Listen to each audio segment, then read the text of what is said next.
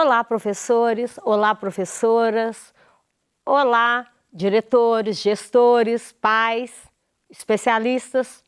Eu sou a professora Adelina Azevedo, eu sou professora da Escola de Formação e Desenvolvimento de Educadores, professora de Química da Rede Estadual, e a proposta da aula hoje é a gente falar sobre a avaliação na Rede Estadual de Minas Gerais. Mas antes da gente começar a falar sobre a avaliação na Rede Estadual de Minas Gerais, eu quero só trazer algumas informações. O senso comum no cotidiano, as pessoas entendem que ser professor é só pegar o livro e ir na sala de aula dar aula, ou que o professor simplesmente ensina o conteúdo de acordo com aquilo que ele deseja, quer e acha que tem que ser. Só que as coisas não funcionam dessa maneira. O trabalho de um professor, ele está regido por uma legislação extremamente robusta. Então, a gente começa com a Constituição Federal, com as leis federais. Então, tem a Constituição, tem a Lei de Diretrizes e Bases da Educação, tem os parâmetros curriculares nacionais que parametrizam a educação em rede nacional. A gente tem as diretrizes curriculares nacionais que direcionam o processo educacional no país inteiro. Logo em seguida, a gente tem a Base Nacional Curricular, que é o documento normativo que garante as competências que precisam ser desenvolvidas em todos os estudantes brasileiros. Depois vem o currículo referência de cada estado. Esse é o mais específico para o professor, porque ele condensa a legislação nacional e traz direto para a especificidade da rede. O currículo ele vale para todas as escolas do estado de Minas, sejam elas públicas, privadas, ele serve para todas, é um documento de todas. No entanto, dentro do próprio estado, existem as redes educacionais, as redes municipais, várias redes privadas e existe também a rede estadual.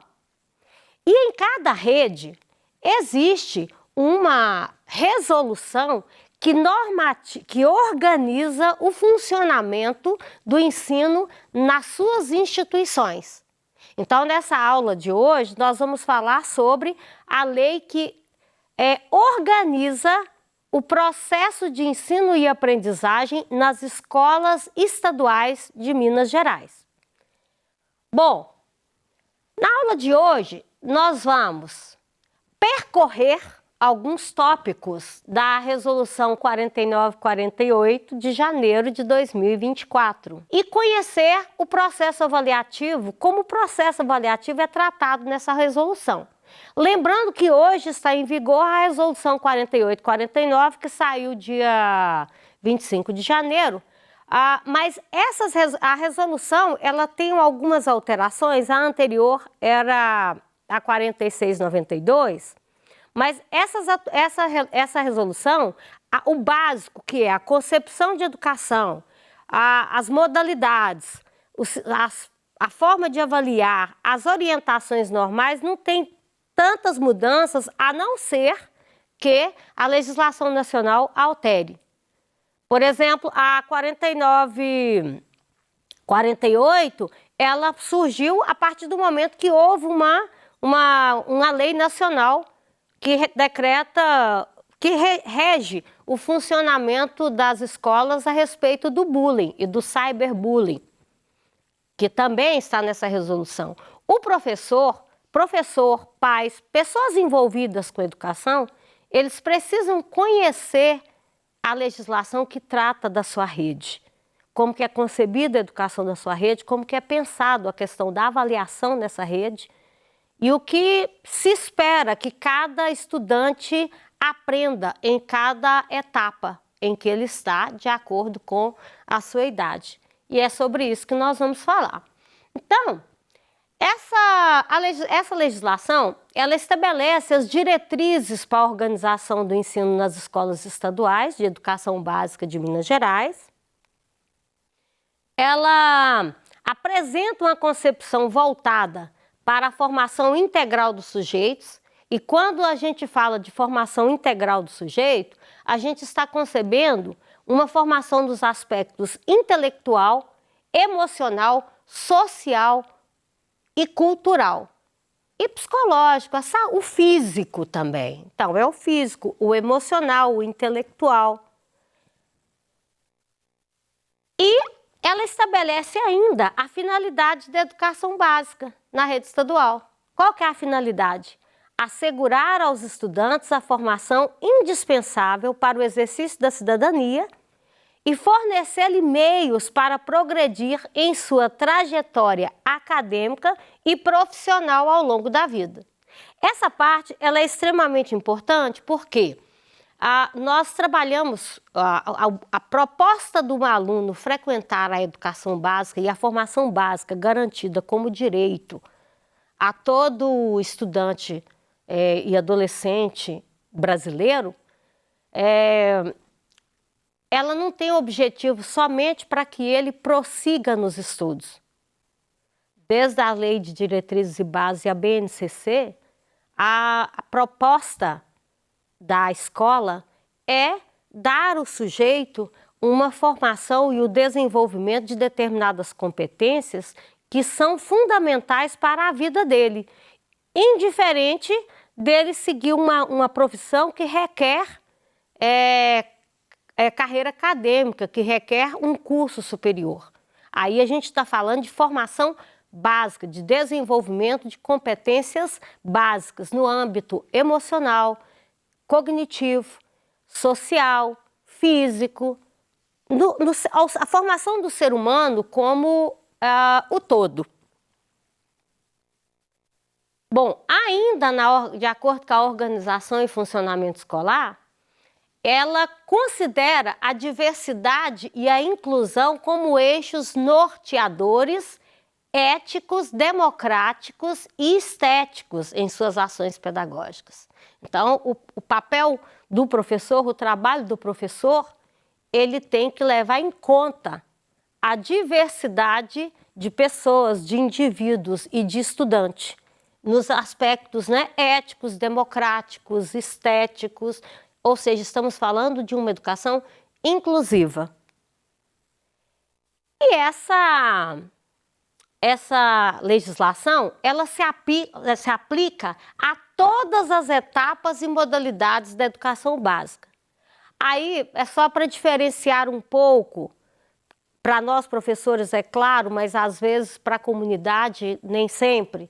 Quando nós falamos de etapa da educação básica, a gente fala da educação infantil, o ensino médio nos anos iniciais e finais e até o ensino médio.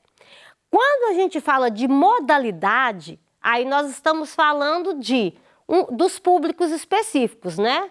Jovens e adultos, as pessoas portadoras, as pessoas que possuem necessidades especiais, a educação profissional e tecnológica, ou seja, os cursos técnicos, a educação do campo, a escola indígena, a escola quilombola. E aí, na organização, a gente tem alguns documentos considerados internos da escola e que são fundamentais. Que os documentos são esses? Um deles é o projeto político-pedagógico da escola, que é construído com toda a comunidade escolar, com a participação de todos os segmentos da escola, que mostra qual a visão de educação daquela escola, qual que é a meta, o que se pretende naquela escola, inclusive como os estudantes daquela rede serão avaliados e quais os projetos desenvolvidos para os professores. Depois, a gente tem também um outro documento coletivo da escola, que é o regimento interno da escola. Esse regimento ele é feito na escola, mas tem uma cópia dele que precisa ser protocolada e agendada na secretaria da superintendência, que controla o trabalho daquela escola. Então, é um documento produzido interno específico daquela escola, mas que tem uma cópia arquivado na superintendência de ensino a qual aquela escola pertence. E, por fim, o plano de aula do professor. Bem, o plano de aula do professor também não é uma coisa solta, que o professor fala, olha, eu vou trabalhar assim. Não, o plano de aula do professor, ele está dentro de outra legislação. Vamos ver aqui, ó. Uma das coisas que o plano de aula do professor segue é o currículo referente, o plano de curso. Esses planos de curso, eles são produzidos para a rede e estão disponíveis no site da Secretaria de Estado de Educação. Então, aqui estão os planos de curso de todas as séries. Então, o professor, quando ele vai elaborar o plano de aula dele, ele vem cá, por exemplo, professor de Química, Ciências da Natureza. Aqui já tem o material, o objeto do conhecimento, as habilidades que precisam ser desenvolvidas. Então, o plano de aula do professor ele é baseado em cima desse documento. Isso tá aqui o exemplo do plano de aula, onde o professor, o plano de curso, onde o professor prepara o plano de aula dele. Bom, aí, em cima desse plano de aula, o professor tem que planejar a aula dele. E aí, professor, nessa hora que a gente vai falar de avaliação, que é uma dica, né? Porque a avaliação é um processo contínuo. Então, a dica é nos seus planos de aula, quando você vai fazer, você já deixar claro qual habilidade que você quer desenvolver, qual o objetivo. Às vezes a habilidade ela é muito grande e não é possível desenvolver uma habilidade em uma aula. Então, a melhor coisa que você faz é desmanchar essa habilidade em sentença descritora. Por exemplo, saber representar uma reação química, que é a linguagem. E as estratégias metodológicas, ou seja, como você vai fazer para você desenvolver esse conteúdo para desenvolver essa habilidade. E aqui já começa o processo de avaliação. Toda aula ela precisa ter início, meio e fim. Toda aula os estudantes precisam saber para que você está ensinando e o que você espera que ele aprenda com aquela aula. Porque ali começa o seu processo de avaliação, ali começa os seus registros. Bom, voltando aqui na questão da organização curricular. Vou só fechando aqui. Na organização curricular, bom, voltando aqui, ó. Na organização curricular da educação básica, deve ser observado o conjunto de competências e habilidades estabelecidas no currículo referência de Minas Gerais a serem desenvolvidas e trabalhadas obrigatoriamente por todas as unidades de ensino. Por que você precisa obrigatoriamente observar o conjunto de habilidades?